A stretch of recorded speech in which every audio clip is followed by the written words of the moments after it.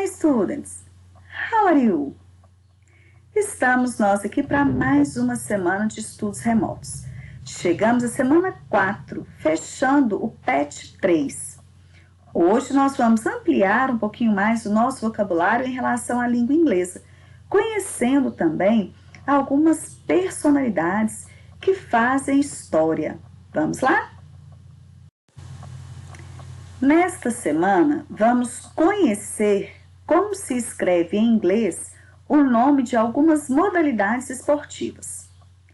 Então, quando nós falamos em esportes, alguns deles podem ser extremamente parecidos em inglês e português, conforme mostram as figuras abaixo e as palavras escritas nas colunas.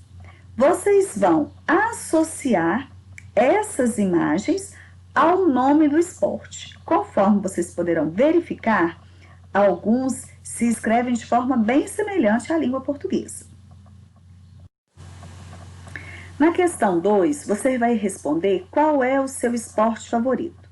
Você pode responder se baseando em que você pratica, ou se você não pratica nenhum esporte, qual modalidade esportiva você gosta de assistir? Quando passa, por exemplo, as Olimpíadas, a qual esporte você assiste? Qual deles você gosta de apreciar, de estar ali diante das telas torcendo? A questão 3 traz para nós questões que nós já estudamos este ano, que são chamados cognatos. São as palavras cognatas. São aquelas palavras que são muito parecidas na escrita, em inglês e em português. Mas existem também os falsos cognatos. São palavras que em inglês se escreve de forma muito parecida com o português, mas os significados são diferentes. Então, em relação ao esporte, nós temos alguns esportes que têm a escrita muito parecida com a da língua portuguesa, mas quando a gente vai ver a prática esportiva, ela é diferente. Então, questão 3. Lembra daquelas especificidades da língua de que falamos no início do material? Essa especificidade se refere às palavras cognatas, ou falso cognatos. Você sabe qual é a diferença entre soccer, futebol ou American football? Você então vai responder a diferença entre essas três modalidades esportivas.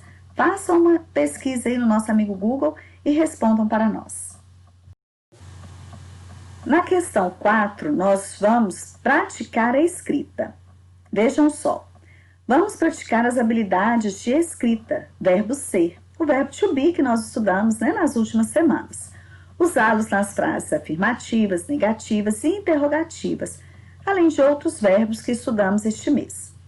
Letra A traz a seguinte atividade para nós. Você vai fazer uma autobiografia, isto é, você vai fazer uma breve apresentação de si mesmo, baseando-se na autobiografia do Messi, que nós estudamos na última semana. Eu até coloquei esse texto aí para vocês se lembrarem. Vejam que o Messi, ele coloca o nome dele, a idade, onde ele nasceu, onde ele mora, qual é a profissão dele, qual é o esporte do qual ele mais gosta. Então, você vai fazer um texto curtinho assim, a seu respeito, e um texto em inglês. Vamos lá? A letra B da questão 4 traz para nós dois pequenos textos que apresentam duas personalidades, isto é, duas pessoas muito importantes, principalmente na profissão que exercem. São pessoas conhecidas, renomadas, mundo afora. A primeira é o Tom Brady, que é um importante jogador de futebol americano, muito conhecido, muito renomado, e também uma das personalidades esportivas no mundo atual. A outra é a brasileira, Gisele Bündchen, uma modelo muito famosa, vocês vão ver aí na biografia dela, nesse textinho que a apresenta, que ela exerce ainda um importante papel na sociedade. Além de grande profissional da moda, ela atua em belíssimas causas que ajudam a tornar o mundo melhor. O que você tem que fazer nessa questão? Você vai ler esses dois textos, que são pequenas biografias, pequenas apresentações dessas personalidades. Tom Brady e Gisele Bündchen são casados.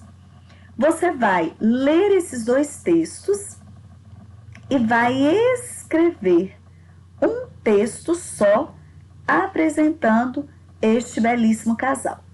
Na questão B, você vai escrever em português.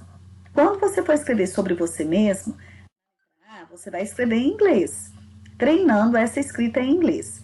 Aqui nesse texto, sobre esse belíssimo casal, você vai escrever em português mesmo, ok? As atividades são essas. Bons estudos para vocês.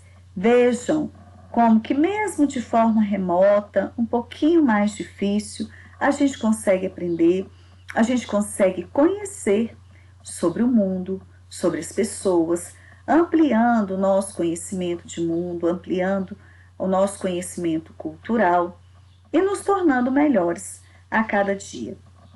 Por isso que a gente não pode parar de estudar, por isso que mesmo sendo difícil estudar sozinho, com esse auxílio à distância que a gente sabe que não supre o estar presente na sala de aula, mesmo assim a gente consegue aprender, a gente consegue conhecer, e o importante é não parar. Daqui uns dias estaremos juntos novamente, se Deus quiser. Um abração para vocês.